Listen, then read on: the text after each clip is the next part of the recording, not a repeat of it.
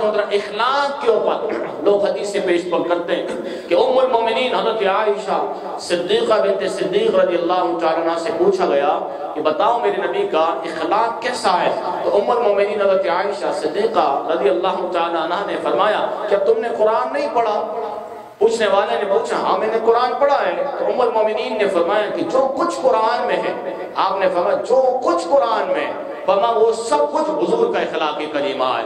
اب قرآن میں نماز بھی ہے، روزہ بھی ہے، زکوٰۃ بھی ہے، حج بھی ہے، اعمال بھی ہے، فضائل بھی ہے، مناقب بھی ہیں، لیکن اسی قرآن میں اللہ نے جہاد کا بھی حکم فرمایا ہے۔ تو ام المومنین بتانا چاہتی ہیں کہ جہاں پر نماز، روزہ، زکوٰۃ، حج، فضائل، مناقب، قرآن میں جو کچھ ہے اس قرآن کے اندر اللہ نے اپنے نبی کو جہاد کا بھی حکم فرمایا ہے۔ تو فرمایا کہ اخلاق کا یہ بھی معیار ہے، تو حضور کا تلوار اٹھانا بھی یہ بھی حضور نبی کریم علیہ السلام کا اخلاق کریمہ ہے، کیونکہ حضور نے گرتی ہوئی امت کو سنبھالا ہے۔ اگر حضور تلوار نہ اٹھاتے تو اللہ کے مطلب یہ امت اور پستی کی طرف چلی جاتی۔ اس کی مثال آپ یوں لے لیں، باپ اپنے بچے سے محبت کرتا ہے، اگر بیٹا جو ہے غلط راہ پہ نکلے تو ذات محترم باپ جو ہے اس پر سختی کرتا، لیکن اس کی جو سختی ہوگی ذات محترم اس کو آپ شدت نہیں کہیں گے، اس کو غصہ نہیں کہیں گے، اس کو جلال نہیں کہیں گے، بلکہ اس کو محبت کہیں گے کہ باپ اپنے بچے کو اس برے کام سے روک رہا، سختی کر رہا۔ ذات محترم کوئی بھی شخص یہ نہیں کہہ سکتا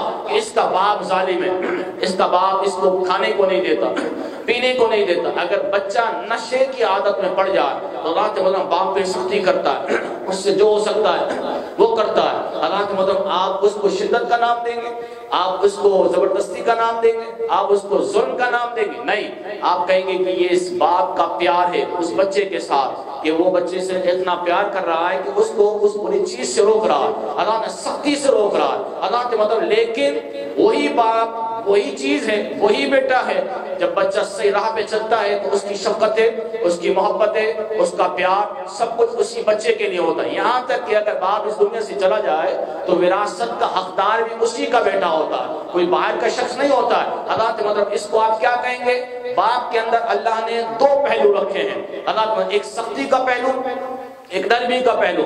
سختی کے پہلو کے اندر بھی باپ کا اخلاق نظر آتا ہے اور نرمی کے پہلو میں بھی باپ کا اخلاق نظر آتا ہے۔ تو میرا آقا میرے مولا اس روئے زمین پر اپنی امت سے کروڑ درجے زیادہ اپنے غلاموں سے محبت فرماتے ہیں۔ تو ذات مطلب اگر غلام کسی غلط راہ پہ جا رہا ہے تو حضور نے اس کے لیے تلوار اٹھا کر اس کو اس برے کام سے روکا ہے۔ لیکن حضور نبی کریم علیہ السلام کا دوسرا پہلو دیکھیں، اور جب وہ قریب آ گیا، حضور کی بارگاہ میں آ گیا، تو رات مطلب چلے تھے تلوار لے کر، اور حضور نے فرمایا اگر یہ تلوار لے کر میرے لیے آیا ہے تو آج اسی کی تلوار سے اس کی گردن اڑا دوں گا۔ لیکن جب وہ صحیح راہ پر آ گئے، صراط مستقیم پر آ گئے، حضور کے قدموں میں آ گئے، تو اللہ نے مطلب اب ناس اس انداز میں اٹھایا کہ قیامت تک حضور نے ان کو اپنے سینے سے لگا کر رکھا۔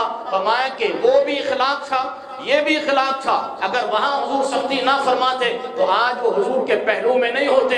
حضور کے پہلو میں ہونے کی وجہ حضور کی تلوار مبارک ہے۔ اللہ نے مطلب یہ بھی حضور کا اخلاق کریمہ ہے، یہ بھی حضور کا اخلاق کریمہ